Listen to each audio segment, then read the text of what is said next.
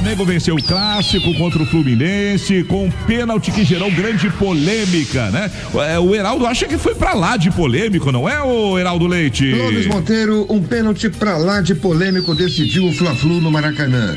Uma disputa de bola entre o lateral direito Calegari do Fluminense e o atacante Bruno Henrique do Flamengo, empurrão pra cá, empurrão pra lá, trança a perna e o Bruno Henrique caiu na área. O árbitro Klein do Rio Grande do Sul, em cima do lance, muito perto da jogada, marcou o pênalti. Reclamações do Fluminense dizendo que primeiro houve falta do Bruno Henrique e outras do Flamengo dizendo que se tratava de uma disputa de espaço apenas entre os dois jogadores, o que dá margem a interpretações diversas.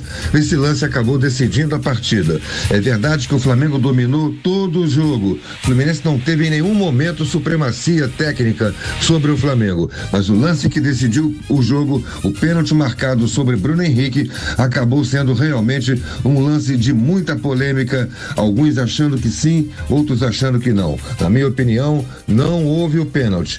Também não marcaria o empurrão do Bruno Henrique e a sequência da jogada é uma trombada entre os dois jogadores, acidente de jogo. O árbitro marcou, Pedro bateu e fez o gol da vitória do Flamengo. Com o resultado, o Flamengo continua líder do Campeonato Brasileiro, perseguido pelo Palmeiras, que também ganhou o seu jogo do Juventude e deixando agora o Botafogo em quarto lugar. O Bahia também venceu e é o terceiro do Brasileirão. Assim segue o Campeonato Brasileiro, disputado palmo a palmo pelas principais equipes: Palmeiras, Flamengo, Botafogo e Bahia. Clóvis. Olha aqui, gente, eu vi esse lance.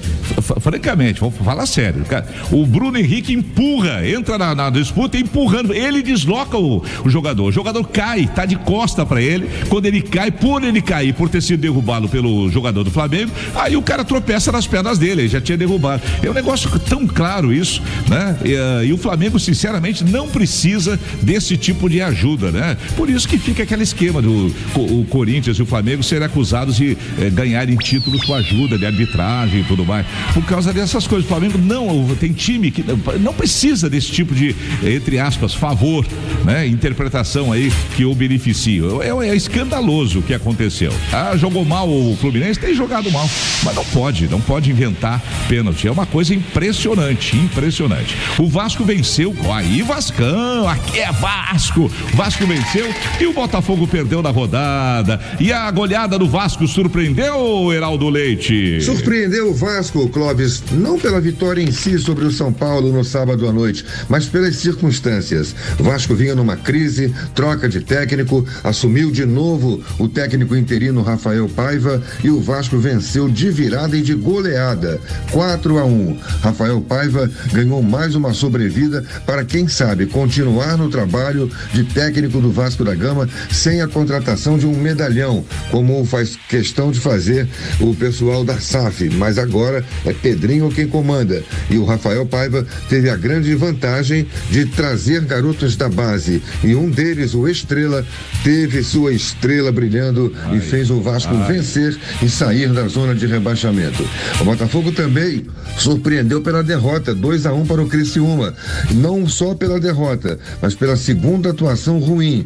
Foram 2 jogos em que o time não esteve bem. Contra o Atlético Paranaense empatou no final e contra o Criciúma perdeu o jogo. Essas 2 partidas ligam o sinal de alerta no Botafogo para que providências sejam tomadas pelo técnico Arthur Jorge.